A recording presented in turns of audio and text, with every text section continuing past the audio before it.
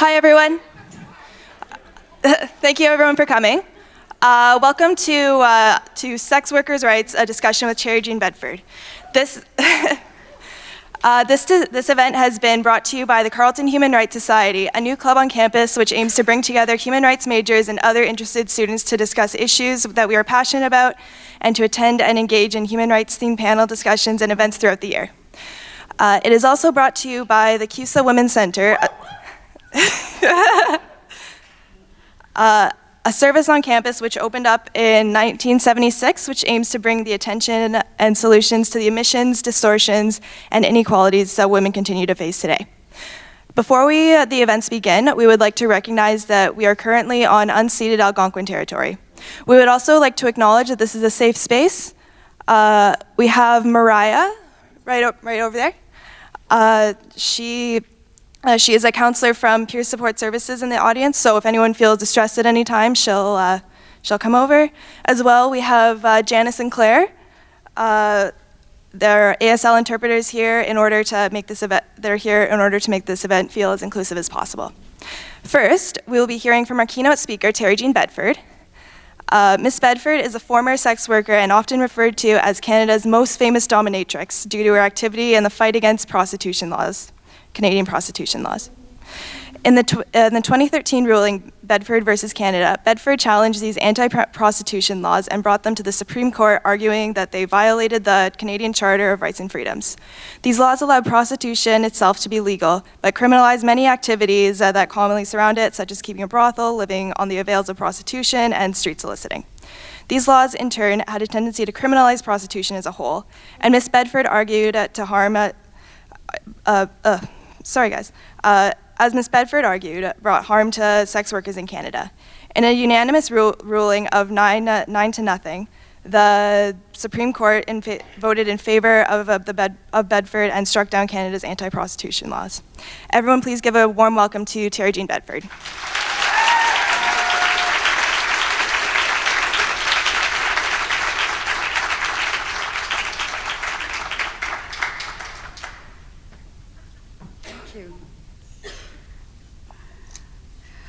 It's great to be back in Ottawa again. And I'm pleased to be part of this important conference. The students and staff from Carleton Human Rights Society and the Women's Center and others organized it. Those others include the Pauline Jewett Institute for Women's and Gender Studies. They include the Department of Anthropology and Sociology and the Department of Law and Legal Studies, and also the Institute for Interdisciplinary Studies. Please join me in thanking them for all they've done.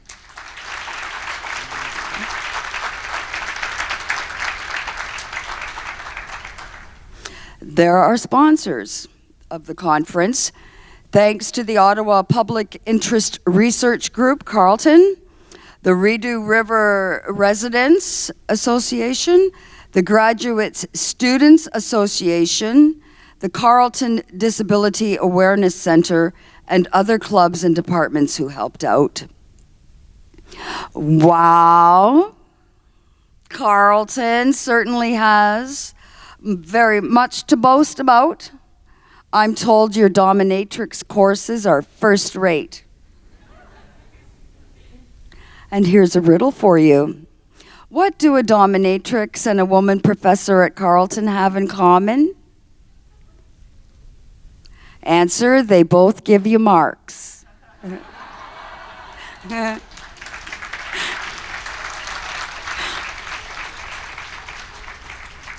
Oh, well, I've been to Ottawa before.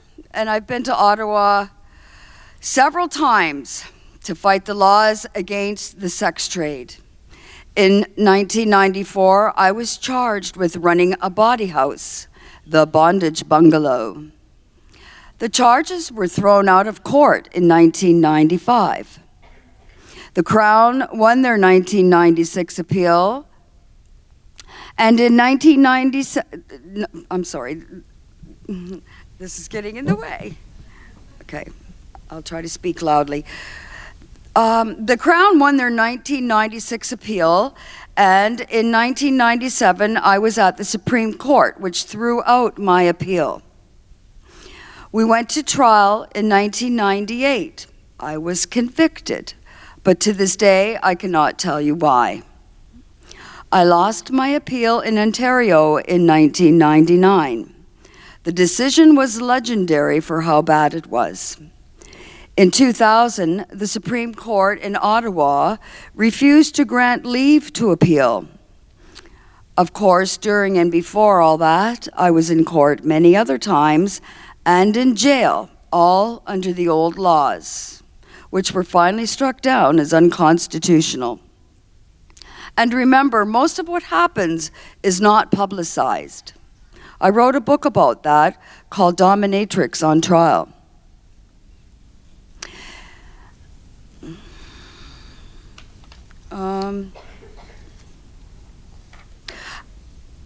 After the hearings and decisions in Toronto on the constitutional case from 2007 to 2012, I was back in Ottawa again in June 2013 for the hearing day for the final appeals in Bedford versus Canada, the case that struck down the old laws against prostitution once and for all. You probably remember pictures of demonstrations by sex workers and those against sex work in front of the courts. Reporters told me that they'd never seen anything like it at the Supreme Court. I came to Ottawa again in December 2013 when the decision was released. It was a day that made headlines around the world, just like in 2010. I came to Ottawa yet again in September 2014 to testify about the proposed law, Bill C-36 at the Senate, and I got thrown out for not shutting up. In November 2014, I came to Ottawa again to the University of Ottawa campus to speak to the Ontario Civil Liberties Association, who made me the recipient for their award for 2014. They didn't throw me out. And now, I'm here again, this time at Carleton. But what a difference. Instead of me getting thrown out, the government got thrown out. Yeah. Just under 2 years after their prostitution laws were thrown out.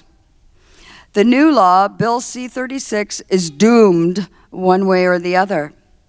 And at long last, we may finally have a fair and open discussion in this country about the sex trade and about who decides what before any policies are adopted.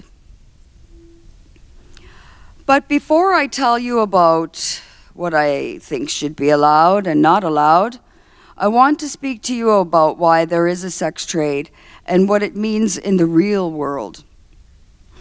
I'd like to begin by talking about motivations of the sex trade, participants and activists for and against. Why motivation? Well, it explains so much. Let's start with the clients. And here I will focus on heterosexual men paying women. There are, of course, several reasons why men pay women for sex acts, whatever that means. Let's take married men. After a while, most of them crave variety. They see women on the television and the internet, at work and on the street, or when they socialize with friends. They are attracted to some of these. They remember what it was like at the beginning of their relationships and miss that excitement. They miss being physical with a woman without knowing her baggage, the then and there. If the woman is discreet, like a sex worker, he can confide in her in ways he can't confide in his wife or girlfriend. He can tell her the kinky things he wants to do, but is afraid, often with good reason, to tell his partner. It's a lot of pressure to keep deeply felt desires secret, let alone have them fulfilled. It may be something as simple as having sex without worrying about satisfying his partner or being pressured about commitment.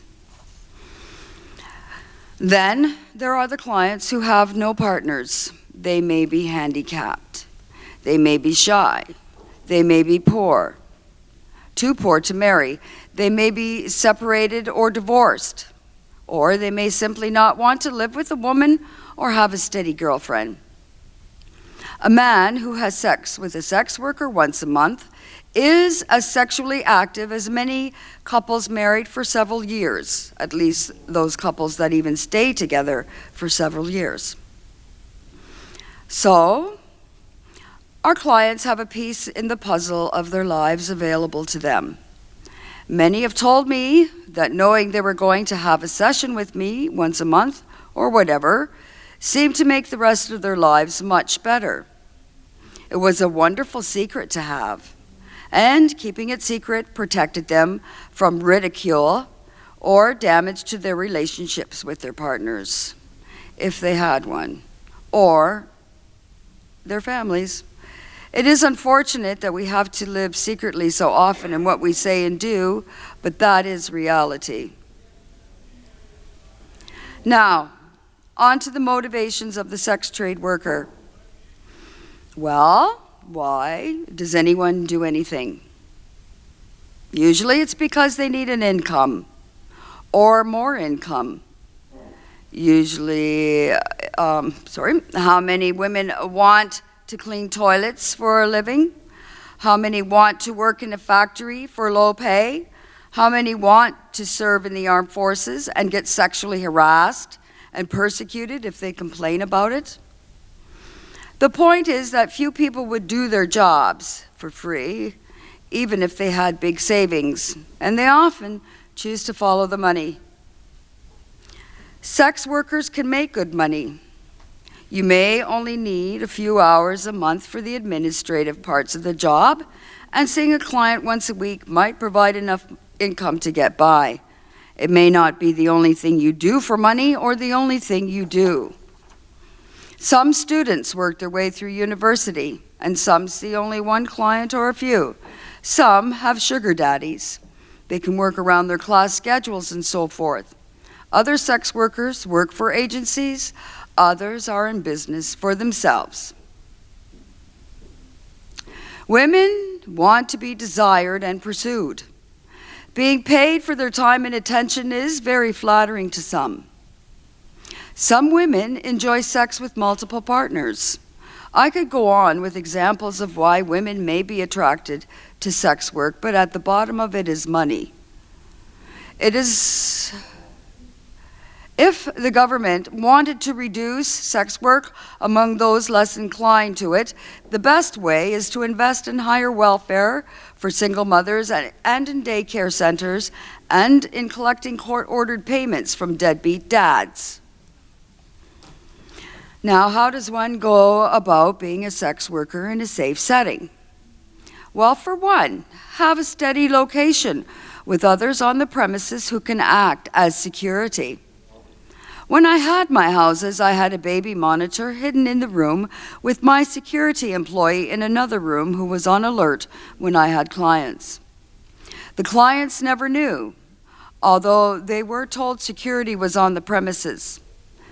You can hire expertise about advertising for such clientele as you wish on the internet and elsewhere. You can also join an agency where these services are shared. And, of course, you can meet men in bars and hotels, among other places, aside from the street. I won't go into any more detail now, but I think you get the idea. Now, get this. From time to time, the law may, repeat, may be a minor factor, repeat, minor factor in what you choose to do. The old laws were rarely enforced. The new law almost never has been and is going by way of the dodo, one way or the other.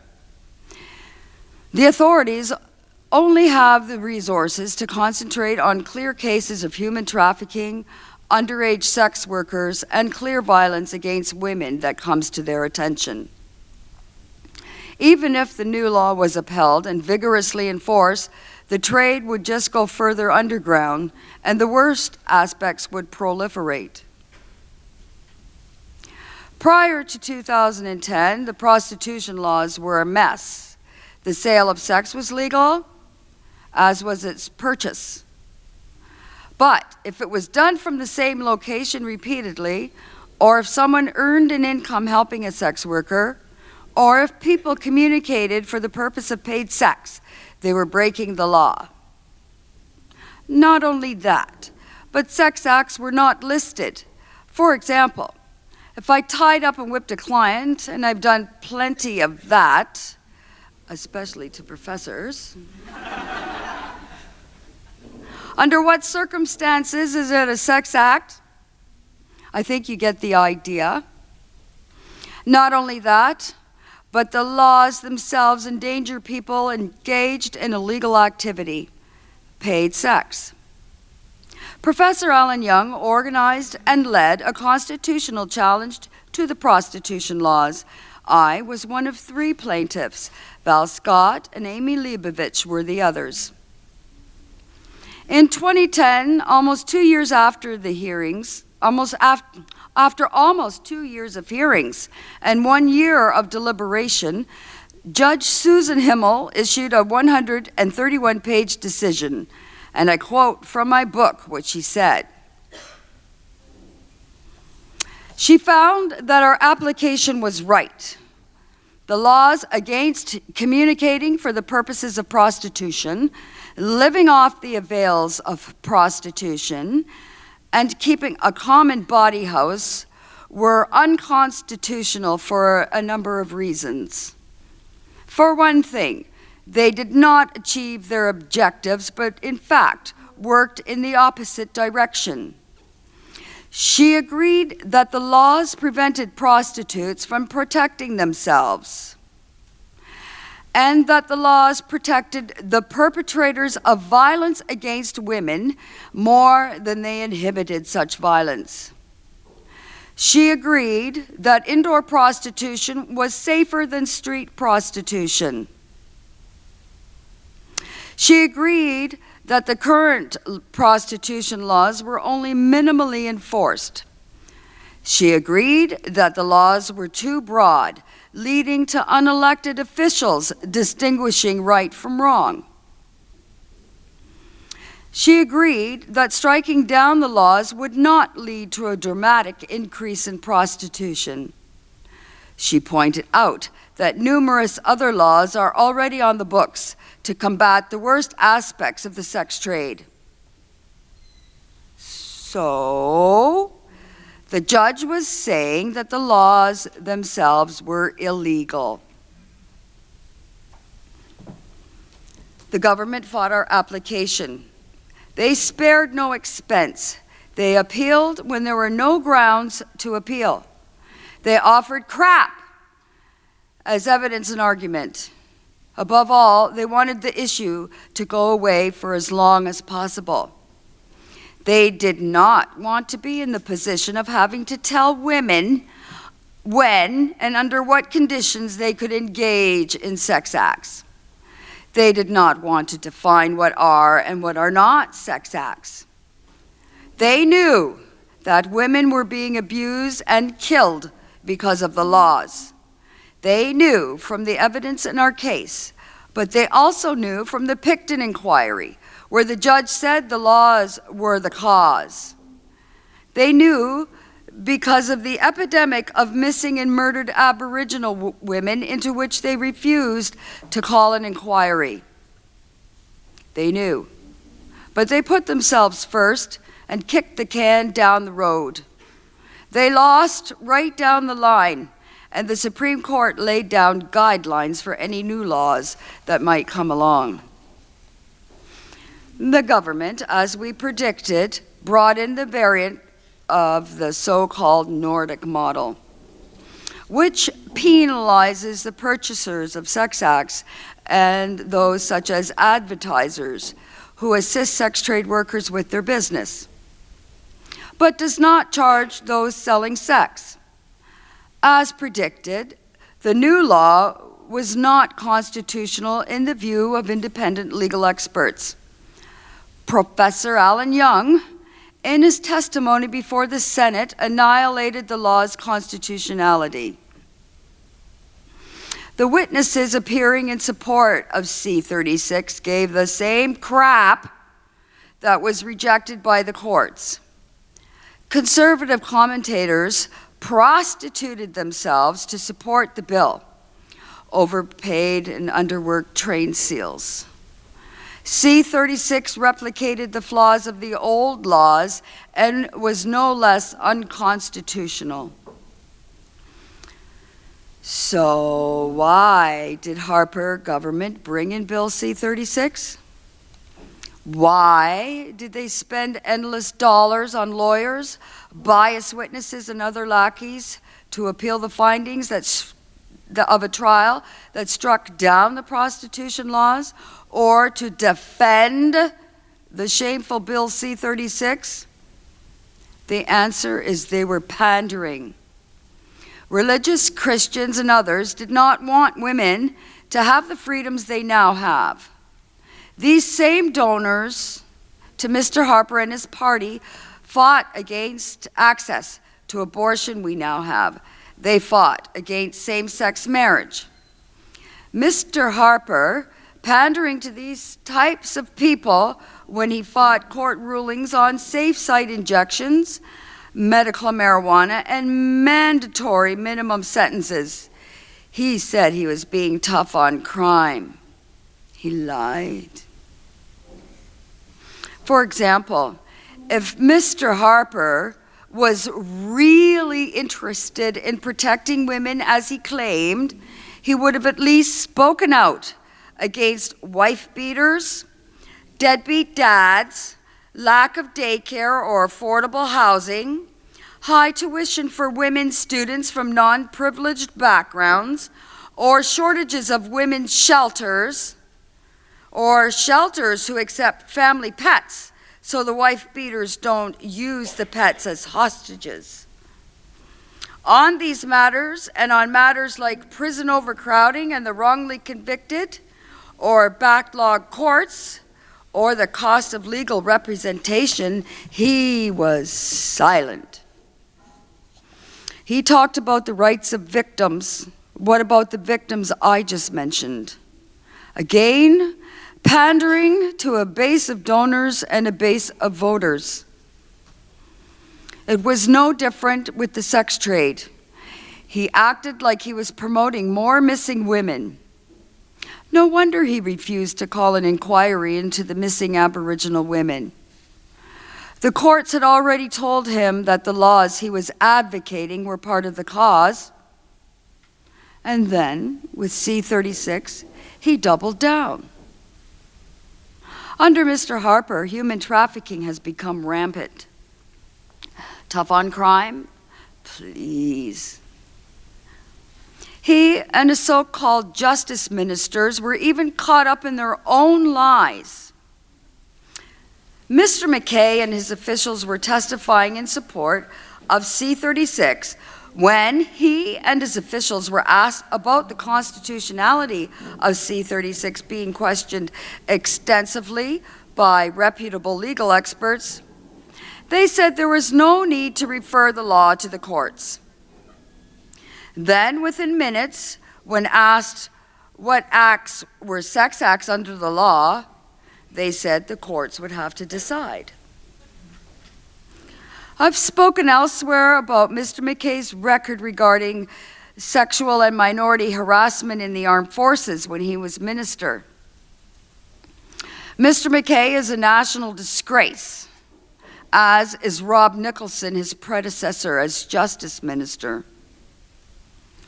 I've spoken about him before. They've got the fate, part of the fate that they deserve when their party was humiliated in the elections. But enough about them. Now that Mr. Harper and his lackeys are out of office, I believe this new parliament can do better. They can tell Canadians to take their moral judgments and shove them.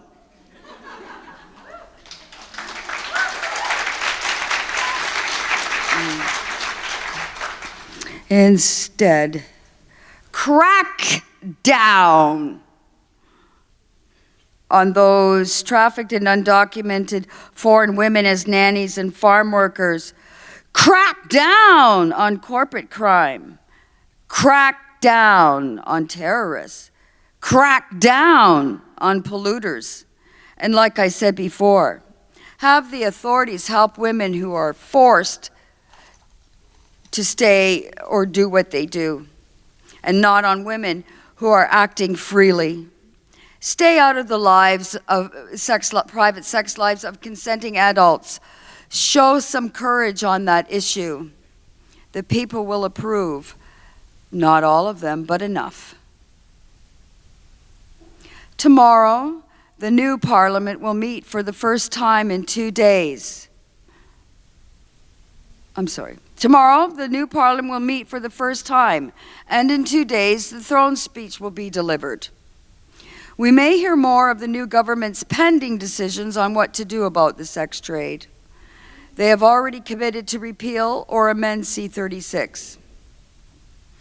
I think the federal government is right if it calls for a task force report before telling Canadians under what circumstances they may be paid for sex acts. And the Supreme Court also said that for any new law to be legal, it must not be vague. It must tell me as a sex worker, as a dominatrix, and as a woman what I may or may not do in the privacy of my bedroom. I believe they must begin by setting a timeline for the repeal of Bill C-36 and call for its non-enforcement until that happens. In other countries, liberalization of the laws restricting the sex trade has been a success. In every area of society and the economy, laws are broken and things happen underground. And the sex trade is no exception.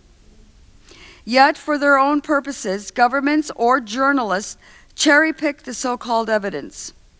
The most blatant and frightening examples in the debate on C-36 were when Margaret Wente and Barbara Kay, two somewhat prominent conservative journalists, ignored even mentioning Judge Himmel's exhaustive review of court-tested evidence about other countries, and cited a recent study each, neither of which were court-tested, and both of which have been discredited to support C-36. Their lack of integrity in debating this issue is frightening. They have sunk to the level of hate groups on the internet. Fortunately, both of them are old, and I don't think anyone takes them seriously anymore, if they ever did, or if they've ever even heard of them. But even more of a danger than lies and funded propaganda is morality. We must never allow policies to be driven by morality as opposed to the considerations of freedom, safety, and privacy. That's the Canada I want. In the sex trade, that means I can operate a brothel or dungeon in full view with full protection of the law. It means I can't force anyone to enter or stay in the business against their will. It means I obey labor laws obeyed by a restaurant or factory. It means I pay taxes. It means I do not assault anyone. It means my employees do nothing they are not comfortable with. It means my customers are free from harassment and their privacy is protected. It means I can advertise my services. It means that any restrictions on where I locate and where I advertise and who I hire are the same as, say, any other adult entertainment facility. It means that people who have a moral objection to my line of work can go to hell.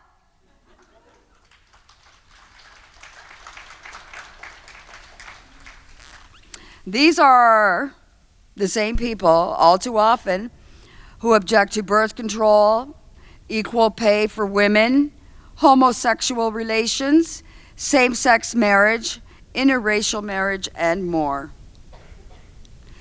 These are also the same people who in one breath condemn sex for sale and within hours buy it. If you want to know who's on that list, a good guide is to look at who is the most sanctimonious.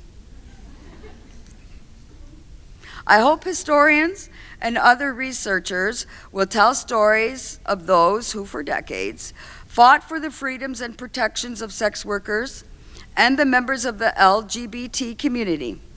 I hope historians and other researchers will tell the stories of those who for decades fought for the freedoms and protections that sex workers and members of the LGBT community have been and are now in the process of achieving. The names that make the media are the tips of the icebergs.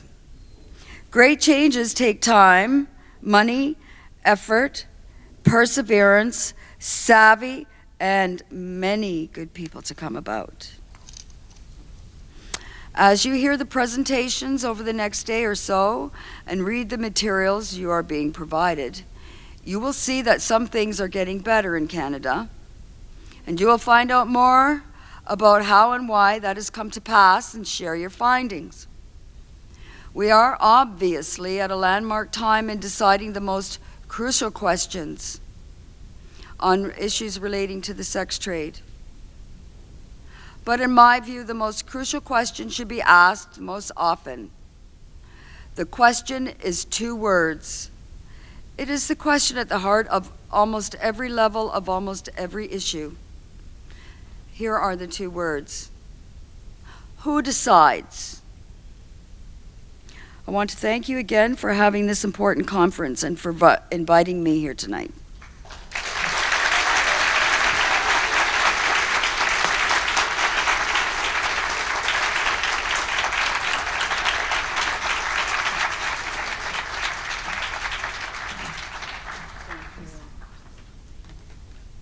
Thank you so much for Ms. Bedford. That was an amazing speech. Next up, we will have a panel discussion, and the panelists will be discussing the current impact on Bill C-36 and the other sex work legislative regimes that Canada can adopt. They will also address the intersectionalities that revolve around sex work and discuss how people belonging to marginalized groups experience sex work in different ways. The panel will be moderated by Professor Stacey Douglas, who is an assistant professor of law and legal studies at Carleton University, teaching in the areas of constitutional and public law, as well as legal and political theory. She has published academic and political commentary in publications from Canada and the United States and the UK and Australia, and recently co-edited a special issue of the Canadian Journal of Law and Society on Law and Decolonization. Her forthcoming book, Curating Community, Museums, Constitutions, and the Taming of the Political, will be published by the University of Michigan Press in 2016. So Stacey can come on up.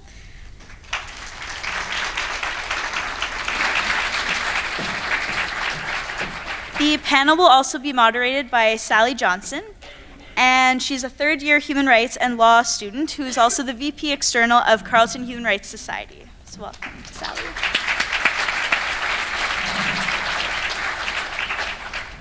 Our first panelist is Womyn Khan, an associate professor at Carleton University. Her research addresses the regulation of stigmatized practices and controversial sexual issues, focusing recently on sadomasochism and sex work. Her book, Vicarious Kinks, Sadomasochism on the Socio-Legal Imaginary, examines the way that criminal regulation of consensual SM, including the criminalization of dominatrix services, rests on problematic ideological claims that engage with psychiatry, anti-SM feminism, and pop culture. Her current SSHRC-funded project addresses the socio-legal construction of sex trade clients. Next, we have Brooke, who's currently works for the STORM program as a sex trade outreach worker for the Minwashin Lodge. She provides support for First Nations, Inuit, and Métis women involved in the sex trade, at risk for homelessness, and women who are subjected to domestic abuse.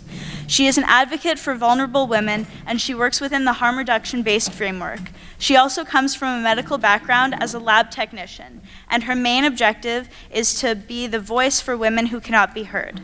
Also from STORM, we have Amanda. She has worked as in the same program for 5 years, supporting First Nation, Inuit, and Métis women involved in the sex trade. And throughout her career, she's worked closely with youth and young offenders, both women and men, involved in the criminal justice system, as well as adults with intellectual disabilities in various settings. Next, we have Marcus Sibley, who's a PhD candidate in the Department of Law and Legal Studies. His research explores how criminalized subjectivities intersect with legal discourses surrounding regulation, risk, and governance. Looking at the shift in legal narratives between the Bedford decision and the implementation of Bill C-36, Marcus's work examines the ways both sex work abolitionists and advocates attempt to reconstitute the subjectivities of sex workers in an effort to negotiate a maneuver through competing identities of criminality and victimhood. More broadly, Marcus's research on violence against women also includes studying the role of police and visual evidence in cases of domestic violence, as well as research on missing and murdered Indigenous women. And finally, we have Courtney, who is a member of POWER, Prostitutes of Ottawa-Gatineau Work, Educate, and Resist, a nonprofit organization comprised of current and former sex workers and their allies. POWER believes that sex work is a legitimate form of labor and that sex workers are entitled to the same legal, labor, and human rights as any other persons in Canada. She is also a member of SFSWR, which is Students for Sex Worker Rights, a student group at the University of Ottawa. We will now begin the panel by giving Stacey, I guess. Stacey and Sally will take the reins now, so thank you. Great. That's loud. Welcome, everyone. Good evening. Thanks for a wonderful turnout. And I just wanted to begin the panel by just noting the fabulous curiosity and courage that has gone into organizing this excellent and impressive event that has been entirely organized by the wonderful students at the Carleton Human Rights Society. So please join me in thanking them. Really spectacular. So I will hand it over to you, Sally, to get us started. Okay, so for our first question,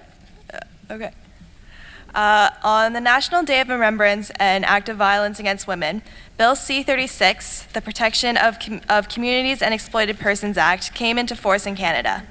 With the legislation of the Nordic model regime was established in Canada, whereby the purchases of sex can be subject to criminal prosecution. This week will mark the anniversary of the 1 year under this new legal regime. Do you believe that sex workers and Canadian communities are any safer? And we'll just open it up to whoever would like to take a first shot at that question. I guess that'll be us. I like it. Yeah. So we have actually spoken directly with our clients. Sorry, Brooke, can you? Yeah, you just pull it right up in front of you. We would love to hear your. Is it on? I don't need. Oh, there we go. Okay. First of all, we're STORM. We're a sex trade outreach mobile program within Ottawa. We work mostly with Indigenous women, First Nations, Métis, and Inuit that are involved in sex trade. So we have asked our clients their viewpoints on these questions. So the answers are coming directly from them.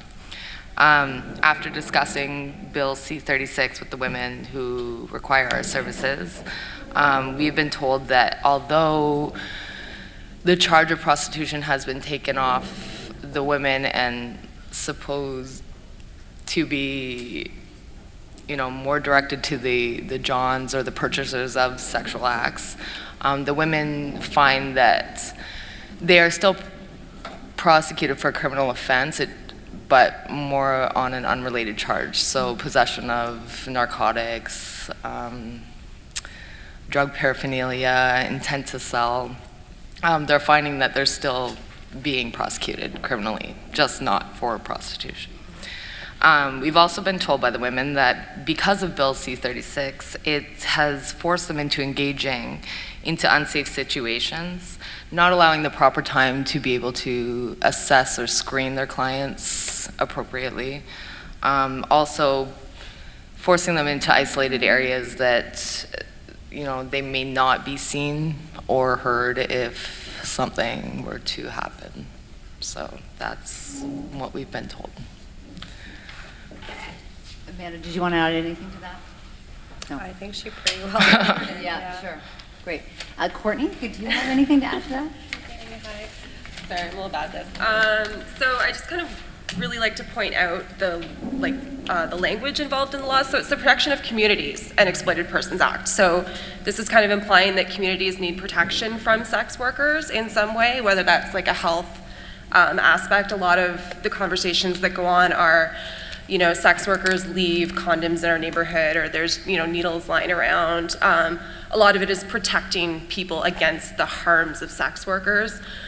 I don't know if people are aware of this. In Ontario and also Canada-wide, they've been, police services have been visiting sex workers. So here in Ottawa, we had the Project Northern Spotlight. They've had it a few times now, and what they do is they book appointments with workers. They usually only target female workers.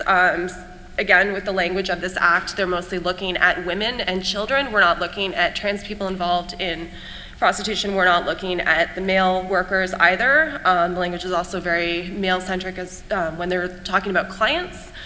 But so the police would book appointments with female workers posing as clients, and they would show up on the doorstep, usually with 3 or 4 armed officers in uniform, mostly male, and they would then intimidate the women. You can imagine as someone who was expecting a client, they may not be fully dressed, and they would often feel pressured into giving up their identification. The officers have been known to make comments like, "Do your parents know what you're doing? Why are you crying?"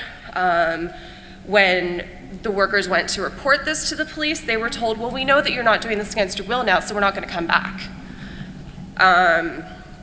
Again, Power had, a report that was done a few years ago where they did to speak to workers in the trade, and the number one safety concern from the workers was actually the police. They were experiencing violence at the hands of the police, not necessarily the clients. Marcus or Umni? I just want to thank you for those contributions. It's so important to think through how the harms that criminalization does, and in particular when people want to protect or help vulnerable populations by going to the criminal justice system and engaging in what people call carceral politics, and sometimes carceral feminism, because it's done in the name of feminism to protect women, but what it actually does is it gives more power to the police and the criminal justice system, and what that ends up doing is making the most vulnerable people, whether it's trans or cisgendered or male sex workers, they're actually the most vulnerable to police abuse. And so I want to acknowledge that people who are against sex work may sometimes have good intentions, but they don't understand that when you engage in carceral politics, you're actually making people much more vulnerable. Well, maybe I can jump in on that, because one of the next questions is on our list here is asking about the experiences of marginalized populations, which many of you guys have just spoken to. But I wonder if you could tell us if those populations are more targeted under Bill C-36, do you think, or are their experiences different, or are those marginalized groups being further marginalized by Bill C-36?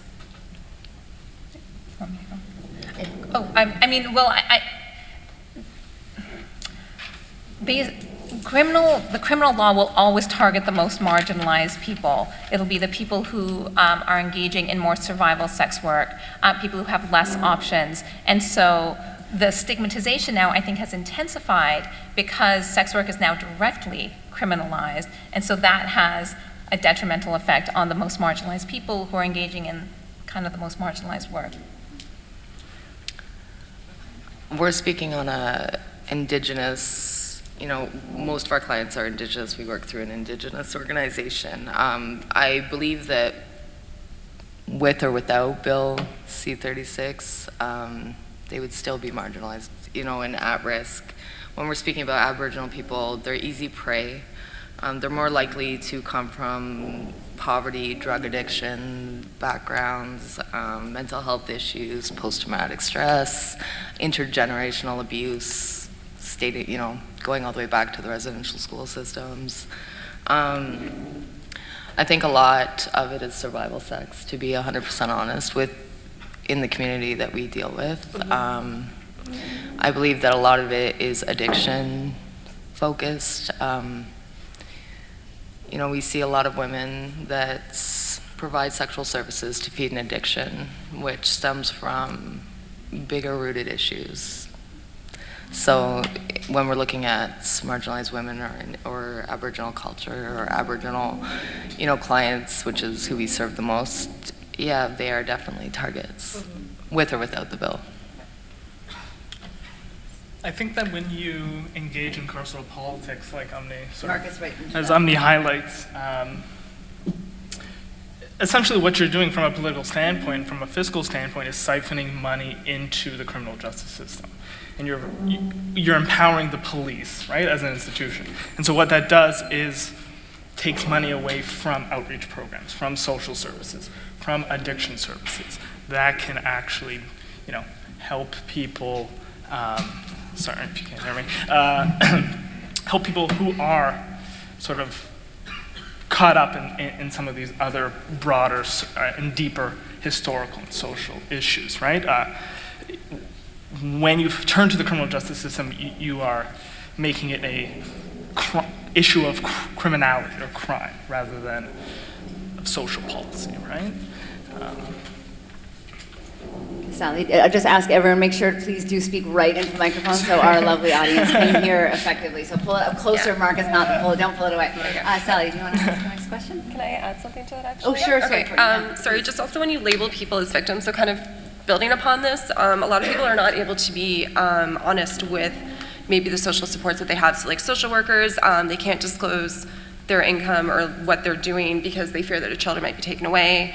They can't be honest with their healthcare provider, for example, because now they're victims, right? The bill is aimed at taking people out of prostitution. It's not necessarily aimed at supporting them out of prostitution, like it just wants to end it. And so a lot of people are not going to be honest. They're not going to be able to seek the supports or the services that they need for fear of having, rescue happen to them. Anyone else? No? All right. In your experience, can you expand? Oh, we just did that one. Oh, wait. Okay, never mind. This October, a new Liberal government was elected in Canada with a majority government. Do you believe that the new government should make any changes to the current sex work legal regime in Canada? If so, what changes should be made? I'll take that one. As per the women we support, they recommend allowing sex trade workers to advertise online, allow sex trade workers to hire protection, whether or not that means, driver, bodyguard, and allow sex trade to operate indoors in a controlled, safe environment. And also setting guidelines that are realistic and easily explained and understood by all. I wonder actually, just to jump in on this question, as we're answering this question, I realize that actually some of our audience might not be very familiar with what C-36 actually does. And so I wonder if any of our panelists feel like just giving us a quick summary of actually of what Bill C-36 has given us. And by Bill C-36, I really should call it the Protection of Communities and Exploited Persons Act, because it is no longer a bill, it is actually law. Amni, could I draw on you for that? Sure.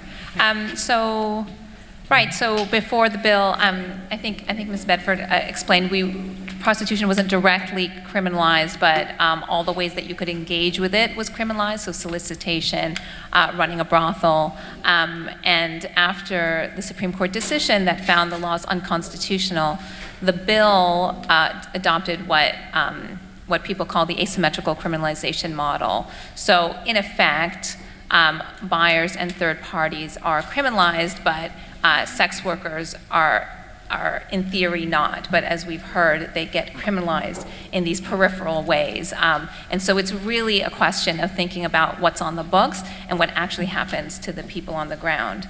But yeah, so now we have on the books an asymmetrical model that for the most part doesn't target sex workers directly. Thanks. I think that it's not necessarily clear to sex workers or to anyone what is illegal and what is not illegal. Like a sexual act can be defined in so many different aspects, whereas like a strip club and stripping would be legal, whereas a massage parlor or the act of masturbation or public indecency in a massage parlor is illegal. So it's basically, we'll decide what's legal and what's not legal once we get to the court. I think that's unfair to the women. I think that's unfair to anyone. Even, not soliciting sexual acts near where someone 18 or under could be at. Well, that's Burger King and McDonald's, you know what I mean? Like how many feet from these places? These are things that are not put in clear effect for the women, for a lot of people. So it's hard to abide by a law if no one's really sure what it actually is. Yeah, that's a great point. Others on changes to be made or how they might be implemented? Implementing, change doesn't happen overnight. I believe that change of any sort would take phases. When we spoke to the women that we deal with, phase one would be to ensure the immediate safety of the women who are in sex trade, which would be what Amanda said, operating indoors or allowing third parties, bodyguards or drivers for protection. The second was basically to identify and understand why what issues come with or are associated with sex trade workers to begin with, understanding maybe why, what has happened to them, the history of sexual abuse, which is very prominent, addictions, once again. And the third phase would be to increase funding in treatment centers, detox centers, education, shelters, counseling services. So that's what has been brought to the table for us. I just want to reiterate what Ms. Bedford said also, raising the minimum wage would really be helpful. Understanding, like Marcus said also, that this is a social problem, not a criminal problem, and so thinking about social solutions. Sorry, but when we're talking about social problems, we're speaking sort of directly to the survival sex trade, as you guys sort of the work that you do, right? But there are sex workers who sell sex because it's profitable, because they enjoy doing it, because it's an alternative to other not necessarily lower paying jobs, but other jobs, right?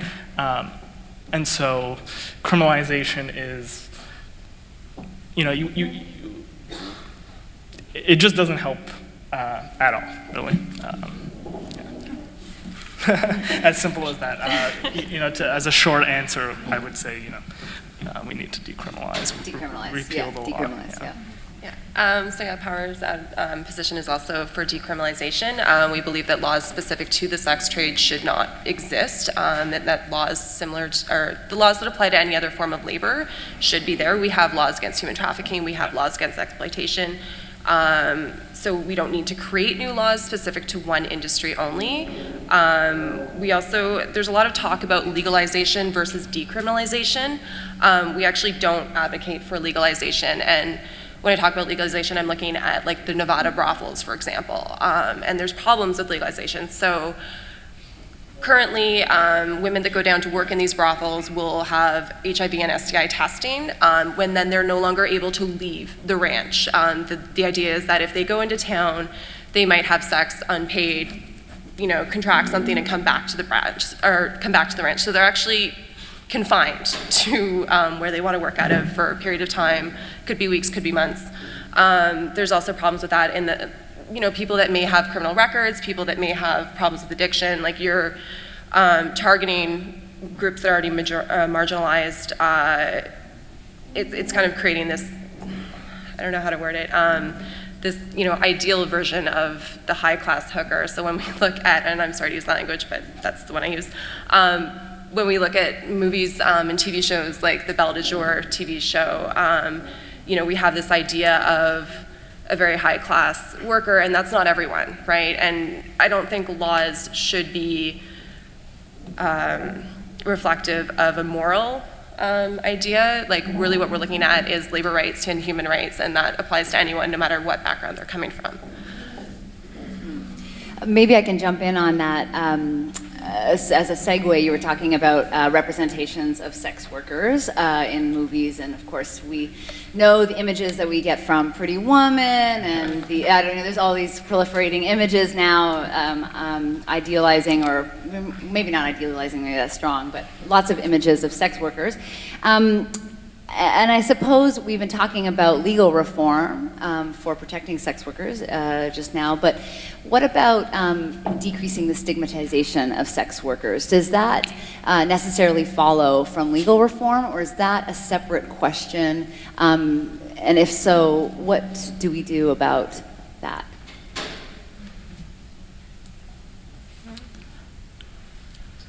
Okay, well, I can speak about in Australia and New Zealand. So parts of Australia and most of New Zealand, there's decriminalization. There is some legalization in Australia as well. But what they're having is reports of things like the workers are coming together to form unions. They're also reporting violence or exploitation more to the police. They're reporting higher comfort levels with going to the authorities as well. So that's kind of one big step when you look at removing criminalized laws. You're actually looking at decreasing some of that stigma. I mean, in my view, stigma is getting challenged thanks to organizations like Storm and Power. I mean, thanks to the sex workers' rights movement and people being forced to actually listen to sex workers instead of just seeing these caricatures in film or these constructions by conservative politicians. So kind of one way or another, sex workers are, like, the movement is strong, and it's getting stronger, I think. And I think more people are understanding, because people want to be progressive, but what the progressive view has been sold to them is anti-prostitution. We need to save them through the criminal justice system. And so I think the best way to fight stigma is really to invest our time in, and our energies and our money into supporting sex worker voices and organizations. Yeah. Go ahead. I think that you can take both approaches. You can advocate for legal reform, and if you take the labor law approach, you sort of constituting sex work within the sort of spectrum of other, occupations, right? And it provides protections, and you start to constitute sex work as a legitimate sort of business, right? As a legitimate occupation, whereas now it sort of has that stigmatization as sort of illegitimate criminal. But at the same time, you do need sort of other avenues and grassroots movements and grassroots organizations to help educate people. And I think, we seldom consider, using sexual education in schools perhaps as a way of, teaching young children or adolescents, who sex workers are, right? They are your family members. They are your neighbors. And so I think that, this two-pronged approach, might help reduce some of that stigma. I think that there's judgment in every aspect of any, of any situation. Sex trade work is considered taboo to a lot of people.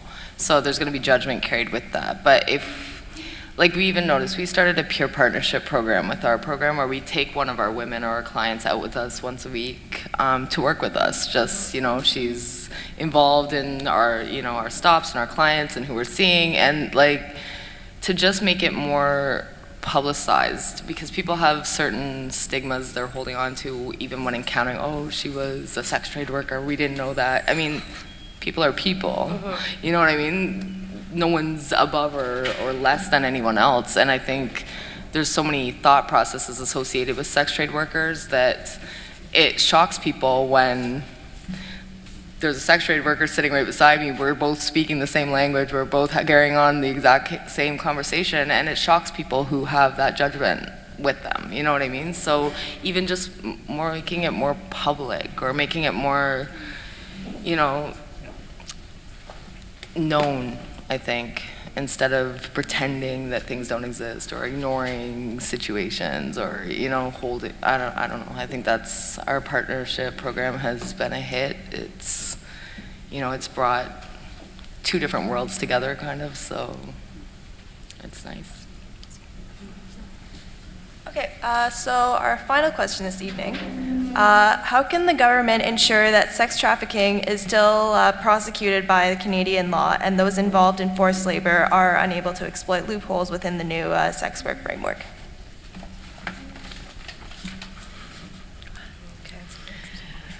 All right, I think recognizing the difference between forced sex and women who give consent to sexual acts in exchange for profit. I also believe stronger, this is not my opinion, it's, the women that we support. And stronger persecution outcomes for anyone involved in trafficking cases of women being held against their own will or forced into sexual acts.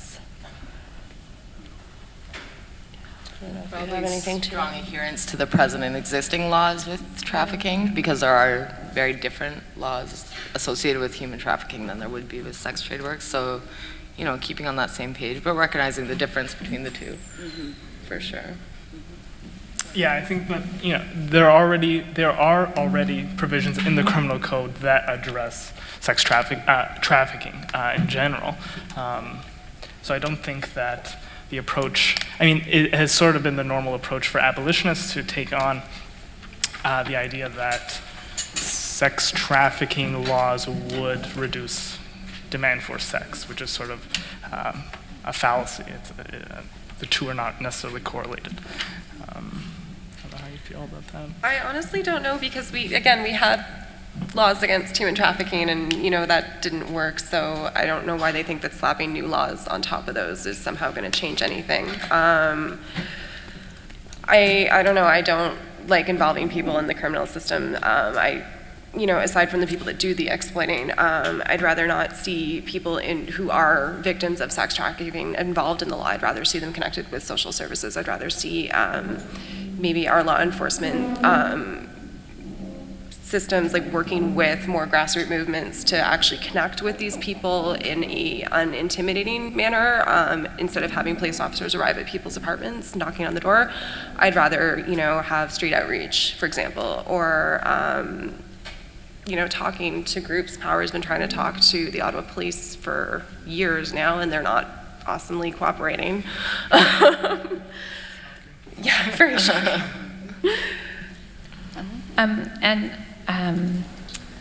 So recently, Ottawa police did like an anti-trafficking bust, and the outcome of that was that actually women were just deported. So the one thing that we could do instead of deporting women in the name of anti-trafficking is give more options to migrant workers, whether they're forced or not. Because if you're being forced and you don't have status, you're not going to come forward. So we need to allow immunity for people in forced situations to be able to complain and get out of those situations without being deported, because that, I think, is one of the biggest dangers for forced trafficked women and men and trans people and gender. Yeah, you can't label people as victims and then deport them to countries. It's just, I don't know. I don't understand the logic in that. So it's the same kind of problem you guys were talking about before, about this kind of wariness of the criminal justice system, even when we're talking about human trafficking, that it has this, you were using the word asymmetrical way of playing out. Any final thoughts or comments that you'd like to share with the audience before we move to wrap up? I do have a comment. I was thinking about our approach to trying to address issues around sex work, and I think that the most important one is one that we've all been talking about, is harm reduction. But I also think it might help the conversation to think about freedom and autonomy as part of that conversation. And I also think it would be helpful to think about sex work as a social good. And I'm thinking about Ms. Bedford and the dominatrix services that really do provide a helpful service to a lot of clients. And so not just thinking about it as how do we reduce harm, but how does sex work also benefit society? And I was just thinking about these three prongs while I was listening to everyone. Yeah. So we'd like to thank Ms. Bedford and our panelists and our moderators for participating in our event. And we'd also like to thank all of you for joining us. Ms. Bedford will be doing individual meet and greet now. Do we know where? Where? The meet and greet will be here, so you can just sort of stick around and chat, sort of Sally or Rafa. Yeah. Yeah, so if you'd like to continue the discussion, Ms. Bedford will be here for any questions for you guys to answer. Thank you.